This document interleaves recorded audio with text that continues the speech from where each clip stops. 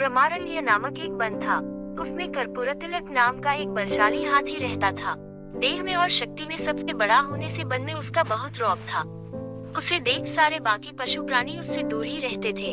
जब भी कर्पूरतिलक भूखा होता तो अपनी सूंड से पेड़ की टहनी आराम से तोड़ता और पत्ते मजे में खा लेता।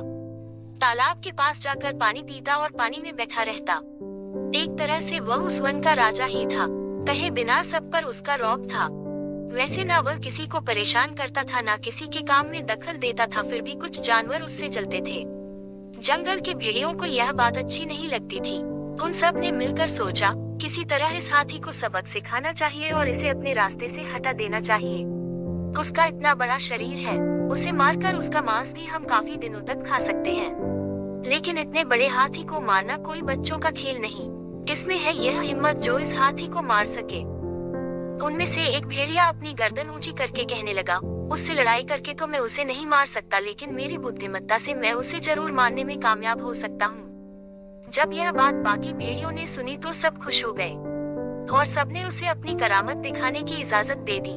चतुर भेड़िया हाथी कर्पूरतिलक के पास गया और उसे प्रणाम किया। प्रणाम, आपकी कृपा हम पर सदा बनाए रखिए। कर्पूरतिलक ने पूछा, कौन हो भाई तुम? कहाँ से आए हो? मैं तो तुम्हें नहीं जानता।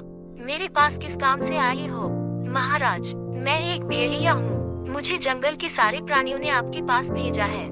जंगल का राजा ही सबकी देखभाल करता है, उसी से जंगल की शान होती है। लेकिन अफसोस की बात यह है कि अपने जंगल में कोई राजा ही नहीं। हम सब ने मिलकर सोचा कि आप जैसे बलवान को ही जंगल का राजा बनाना चाहिए। इसलिए राज्याभिषेक का मुहूर्त हमने निकाला है। यदि आपको कोई आपत्ति नहीं हो तो आप मेरे साथ चल सकते हैं और हमारे जंगल के राजा बन सकते हैं। ऐसी राजा बनने की बात सुनकर किसे खुशी नहीं होगी? कर्पूरतिलक भी खुश हो गया। अभी थोड़ी देर पहले तो मैं कुछ भी नहीं था और एकदम राजा बन जाऊंगा, यह सोचकर उसने तुरंत हामी भर दी। दोनों चल पड़े। भेड़िया कहने लगा, मुहूर्त का समय नजदीक आ रहा है, जरा जल्दी चलना होगा हमें।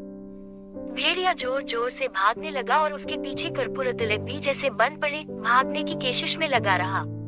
बीच में एक तालाब आया। उस तालाब में ऊपर ऊपर तो पानी दिखता था, लेकिन नीचे काफी दलदल था। भेड़िया छोटा होने के कारण कूदकर तालाब को पार कर गया और पीछे मुड़कर देखने लगा कि कर्पूरतिलक कहाँ तक पहुँचा है। कर्पूरतिलक अपना भारी शरीर लेकर जैसे ही तालाब में जाने लगा तो दलदल में फंसता ही चला गया। निकल न पाने के कारण में वह भेड़िए को आवाज लगा रहा था, अरे दोस्त, मुझे जरा मदद करोगे?